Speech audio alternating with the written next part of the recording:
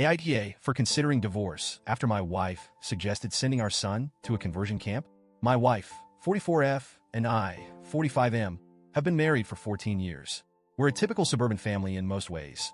2 kids, a house in a nice neighborhood, steady jobs, and a relatively stable marriage, or so I thought. We have a 16-year-old son, Noah, and a 12-year-old daughter. I've always thought we were both dedicated to creating a loving, safe home for our kids. Now, though, I'm starting to question everything I thought I knew. A little background on us. My wife and I come from different worlds in some ways. I grew up in a fairly liberal household where things like sexuality weren't really discussed, but there was a general sense of acceptance. My parents never talked about it explicitly, but they instilled a belief in treating people with respect and love. My wife, however, grew up in a stricter, more religious home. Her parents held some conservative values, and although she drifted away from certain beliefs as she grew up, I wonder now if they still lingered somewhere in her mind. Over the years, we've had our fair share of disagreements, as all couples do. I won't lie, there have been arguments about how to raise the kids, what to prioritize financially, and a lot of other little things that probably wouldn't even stick out in memory if not for this current situation. But none of these fights, even the ones that felt like they had weight at the time, ever shook me the way this has. A year ago, Noah came out as gay. Looking back, I can see signs that he was working up to it for a while. He was withdrawn at times and would get nervous when certain topics came up, and there was this underlying tension that I couldn't quite put my finger on. When he finally sat us down and told us he was gay, it was a surprise. I won't pretend I wasn't initially shocked. It's one thing to think you're prepared for anything as a parent, and quite another when reality actually hits. But after the surprise settled, I knew that my job was to love him, support him, and be the father he deserves. So, I told him that I loved him, and I tried to make sure he knew that nothing would change that. My wife, well, she didn't react the same way. She looked stunned, almost like she'd been hit with a physical blow. Her face went pale, and for a moment, I could see she was struggling to find words. I assumed she just needed time to process, and I didn't want to push her. People process big news differently after all, but as days turned into weeks, it became clear that she wasn't handling this as a phase of shock or sadness that would pass. She would make small comments here and there that unsettled me. Things like, maybe he's just confused, or he's still so young. He can't know for sure. I try to brush these comments off as her way of adjusting, telling myself that she'd come around eventually. I thought she just needed time to understand. Looking back, I wonder if I was just hoping she would change because the alternative was so much darker than I wanted to believe. It came to a head about a week ago. We were discussing Noah's future, talking about college, his potential career options, and the typical dreams and hopes we have for our kids. Out of nowhere, she casually mentioned that she'd been looking into conversion therapy camps and thought it might be the best option for Noah. She said that he just hasn't been shown the right path yet, and that if we didn't help him get back on track, he might make decisions that would ruin his life. She genuinely believed that this camp would fix him. I was speechless. I felt like the ground had been pulled out from under me. The thought of conversion therapy, even hearing her say the words, made me feel sick. For a moment, I just stared at her, trying to understand if she was joking or if this was some nightmare I hadn't woken up from yet. I knew I had to say something, and I needed her to understand just how wrong this was.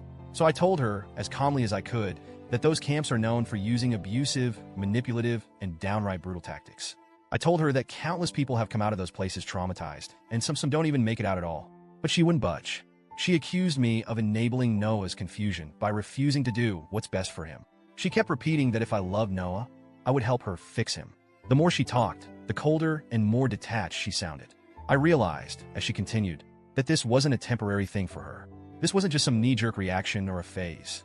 She genuinely believed that our son's sexual orientation was something that needed to be corrected. I felt a wave of anger rise up in me, anger mixed with a deep, overwhelming sadness.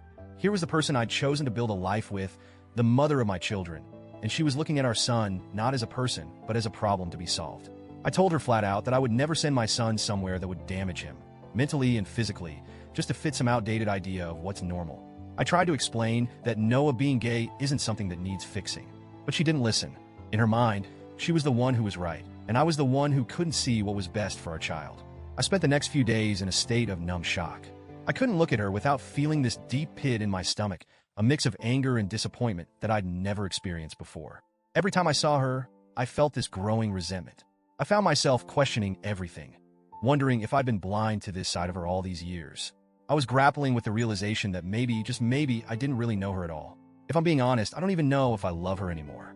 The way she spoke about our son, the way she dismissed his identity like it was some illness that could be cured, disgusted me on a level I can't even fully explain.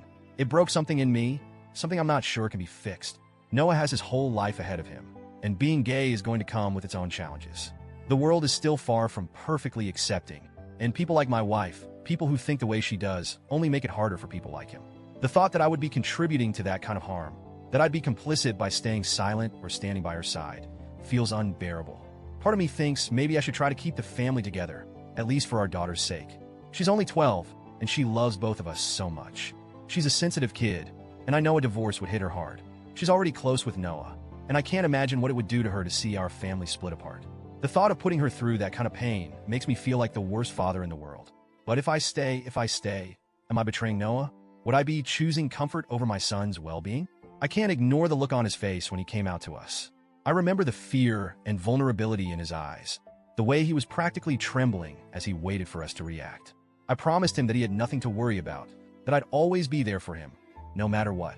How can I keep that promise if I'm living with someone who wants to change him, to hurt him in ways I can barely bring myself to imagine? In the days since that conversation, I found myself drifting further and further from her, both emotionally and physically. We don't talk as much as we used to. Every time I look at her, all I see is the person who would willingly send our son to a place that could destroy him.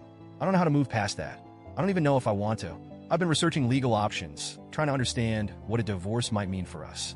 I've looked into custody arrangements and talked to a few close friends who've been supportive. They all say I'm doing the right thing by protecting Noah, but they also remind me that leaving will change everything, not just for him, but for our daughter too. The thought of ripping my kids' lives apart over this, it makes me feel like I'm failing them both. I finally sat down with Noah, and we had a long, honest talk. I told him that no matter what happens, I love him and that he doesn't need to be afraid of being himself. He seemed relieved, but he also looked so sad, like he was carrying the weight of our family's problems on his shoulders. He even said, "I didn't mean to make things harder for you guys," and hearing that nearly broke me. No child should feel like they're a burden to their parents for simply being who they are. Right now, I'm just trying to keep it together for my kids.